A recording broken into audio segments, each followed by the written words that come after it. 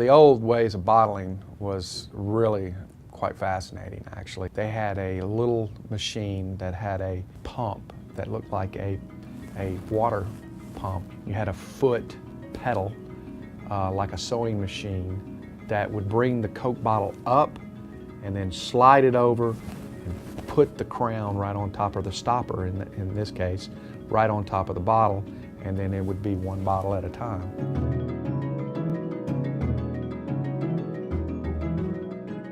Hermann Henry Biedenharn, son of an expert cobbler, left Oldenburg, Germany at the age of 17 in his quest to reach America. In 1852, he boarded the SS Hermann in Bremen, Germany, for the several-month journey across the Atlantic to the port of New Orleans. With only $2.50 in his pocket, he worked his way upriver, eventually settling in Monroe, Louisiana. There he met Louisa Wilhelmina Lundberg, and they were married on September 27, 1862. As the Civil War ripped across the nation, Hermann Henry volunteered his services for the South. With the skills and expertise learned from his father, he was commissioned as a boot repairman for the soldiers in the Confederate Army. The war took him to Vicksburg, Mississippi, where he and his wife eventually settled. After establishing his home and shoe business in 1866, Hermann Henry called on his brother, already a successful confectioner, to partner with him in a new confectionery store. That same year, on December 13th, in Vicksburg, Mississippi, Joseph Biedenharn was born. Joseph was the oldest child in the family, and he loved the confectioner's business. So he started helping his Uncle Henry in the confectioner's store across the street from the shoe store. By the time he was about 14, he was working full-time in the business and even stopped school to do that. They had a business called Biedenharn Candy Company, and they were bottling carbonated waters and making candies and selling produce and different things. They had several confectioner stores around town, and there were soda fountains in those stores. So they were already selling the Coca-Cola syrup made up in the soda fountains, but it had never been put in bottles before. So Joseph had the idea, since he was already carbonating drinks and making flavored waters, that he would put Coca-Colas in bottles. He was the first one to do that, and that was in 1894. When Joseph first started bottling the Coca-Colas, the place that they worked was in the candy store and the soda fountain on Washington Street. From the photographs that I've seen and all, it looked like it was a very labor-intensive operation. Bottling in the 19th century was not nearly the refined process that it is today. There wasn't the sophisticated equipment that we have today that could fill, hundreds of bottles in the course of a minute. This was a slow, very labor-intensive process. They had to wash everything by hand. They had to do everything they could to disinfect. If you filled the bottles one at a time, you might be able to fill 50, 100 bottles an hour if you were really, really good. People were experimenting with different types of bottles to see what was going to work best. Most people were using what they were calling Hutchinson stoppered bottles. Originally, Biedenharn simply used bottles that had the imprint of the Biedenharn Candy Company on them.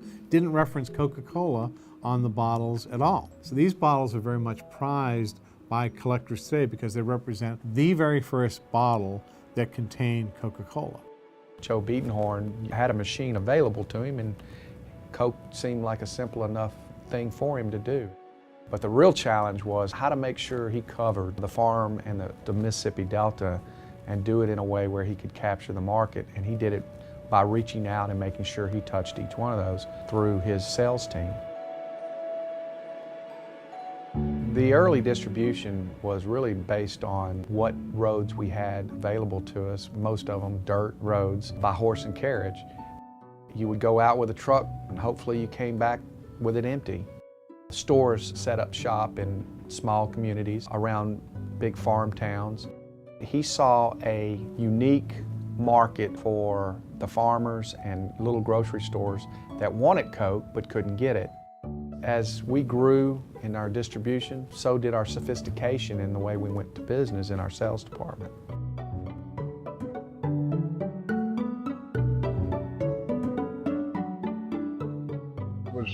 I think 7 brothers over there, and they were all over in Vicksburg. He felt like they needed to spread out, and so he came over and bought Monroe. Then some of them began to move here, and they decided they needed to expand it further.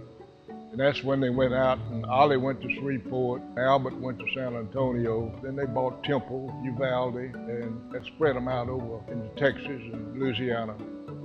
Then there became a lot of controversy as to who should run the Coca-Cola plant. He looked hard at his sons, and every one of them had a part in the business, but he also looked at his grandson as the man to turn to run the business, to take it to the next level. And grandfather called a meeting and had it up at his house and got everybody around in the dining room. I was sitting there kind of fat, dumb, and happy. And he said, I want him to run the Coca-Cola plant, and pointed at me. Well, that's how it all happened. I was kind of surprised, but that's the way it was. Henry, my grandfather, started working at the company after the war, and really was a milestone because Coke was expanding in the United States at that point in time. So Henry's challenge was to make sure that he got a Coke in every store and it was able to deliver to those new consumers that we had. And then the real expansion started with Hank. Hank Biedenharn in 1963 was working on a route truck. He worked his way up and then became president of the company in the early 80s. Hank saw a unique opportunity at that point in time to try to unify all the bottling plants locally so that he can expand our distribution, lower our costs, and become a viable player in the bottling industry. I went to work for him in 1992, and I started on a route truck and worked my way up until 1996 when we merged with CC Coca-Cola Enterprise, and I stayed with that corporation where I am the branch manager in Monroe. It's in your blood, so to speak, and I think that's the important thing. If you find something you're good at, you find something you enjoy, you stay with it, even if it changes, because change is part of every company. That change has been fun, it's been challenging, but it's also been really necessary. It was one package, one brand, and the change in just the last 5 years have been to energy drinks, full throttle, Dasani, water is now a major seller. So the beverages have changed. So as a company, we're no longer just the Coca-Cola company, we're a total Coca-Cola beverage company. Coca-Cola does not get sold until it's delivered, and that delivery guy has to deliver it at the right place, at the right time, at the right price. And for us to understand the business, we each had to do it as if we were a delivery driver ourselves. So that training became invaluable to running the company and understanding what was important to our business, which is delivering the Cokes. What was our production like 100 years ago versus our production at this point in time is quite remarkable, actually. Back in the 1800s, we produced 1,000 bottles in a year, and back in the 50s and 40s, we might do 100,000.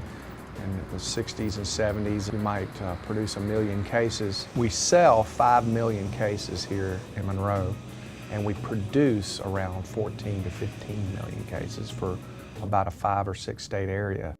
Joseph Biedenharn was my great-great-grandfather. He worked in Vicksburg and then moved to Monroe, where he opened the plant in 1912. That tradition carried on to my great-grandfather, my grandfather, as well as my dad. We since, in 1994, celebrated 100 years of that tradition. Even though we went from a small family operation and now part of a big corporate operation, there's still a lot of tradition in that, and I'm glad to still be a part of it.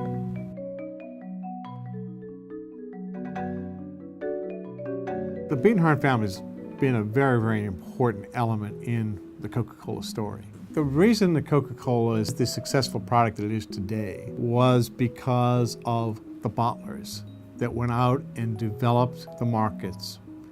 At the end of the day, Coca-Cola is a local product wherever it is delivered. Without that kind of a local network, Coca-Cola never would have succeeded. His thought process was almost a decade ahead of the thought process of everybody else who was in the business at that point in time. The concept of a franchise bottling plant distributing locally is a concept that we use today all around the globe. So if you go to the Far East, you will find local bottlers of Coca-Cola. If you go into markets like India, markets like Russia, they are doing the things today that the Biedenharns were doing decades ago.